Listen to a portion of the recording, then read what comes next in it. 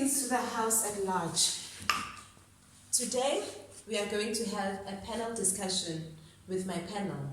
We are going to elaborate on the topic of Peter Slade's ideology. We did some research on Peter Slade, and on my panel, I have Miss Stombizagiti Mataba, Miss Mandisa Mhlungu and Miss Zafika Mbele, and myself, Miss Gumede. Today we are going to tackle on the topic of Peter Slade's ideology and his key concept and technique, which are the main key techniques that Peter Slade emphasized in his theory. The main idea that Peter Slade had was child in drama, and we will have Miss Mbele, who is going to elaborate more and give us the background information on child in drama. Miss Mbele, you may take the floor. Thank you, Ms. Gumede. According to Peter Slade, he states that the child in drama should focus more on the children, meaning we should allow children to explore the world and to see how the world works. So meaning we should let the children be themselves in order to have a good upbringing. For example, if the child grew up in an abusive family, they're gonna grow up thinking being abusive is the only situation. They're gonna grow up being abusive, aggressive, not knowing what's right and wrong. So Peter Slade tries to allow children to find themselves and discover for themselves what is wrong and what is right. So it helps when it comes to drama and education. Ms. Mataba, would you care to elaborate more on the ideas that Peter Slade in child in drama and the examples? Can you please give us your understanding of child in drama?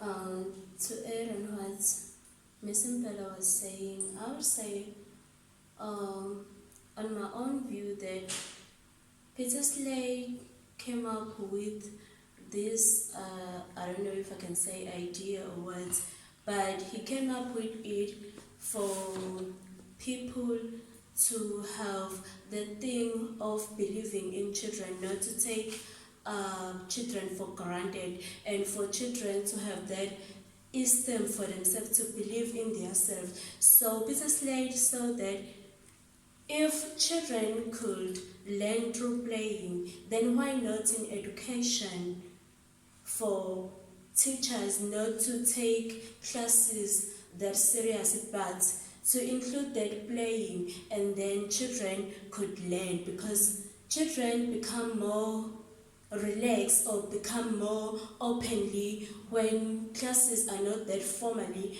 but casually. Thank you. Thank you, Ms. Mataba. And in my introduction, I stated that we are going to tackle two techniques of Peter Slade.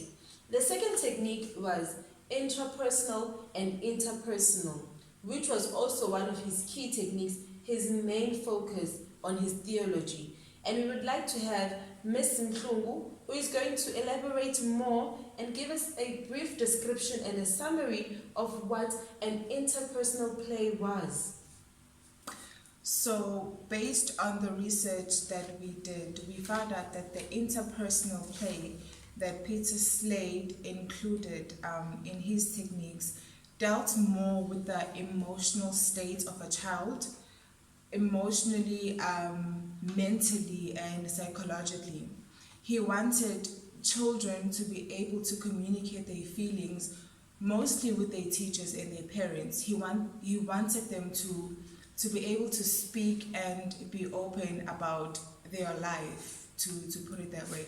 Because also in the research that we did, we found out that he also grew up in a condition where he was not allowed to speak up for himself because he went to a boarding school where they were not allowed to do a lot of things. They were always kept in a room with his peers, so they basically didn't do anything outside of the box to actually be social as kids, to be active as kids. So he wanted to implement that idea of interpersonal to get children to be emotionally stable, which will also help the children to grow up and be informative, be emotionally healthy and mentally healthy, if I can put it that way. Thank you.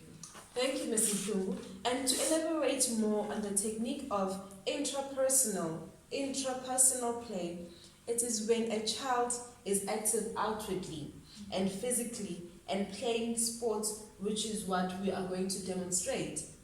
And Peter Slade believes that the way a child interacts with other children outwardly, the way a child plays, you can monitor it just by monitoring a child, because a learner, a baby, an infant finds it very hard to express themselves. But when a teacher observes the way that a learner interacts with other learners through playing, they can depict if a learner is faced with a challenge, a certain challenge, and we can see their background if they are having certain problems, and it is the teacher's responsibility to go and check if the child is okay and if everything is okay in their development.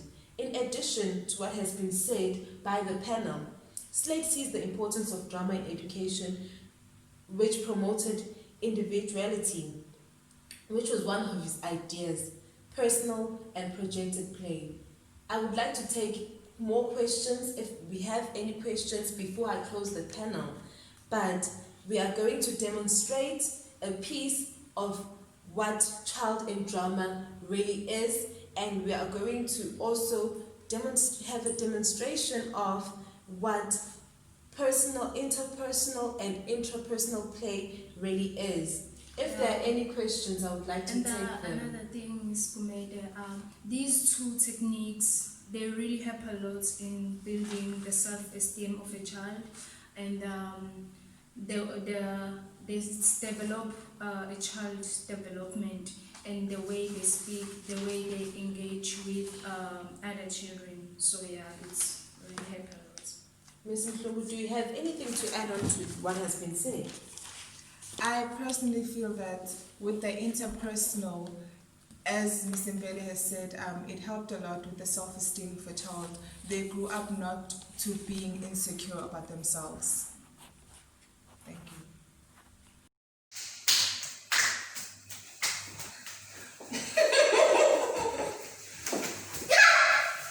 Good morning, class. Good morning, class. Give it that to me. Give it back.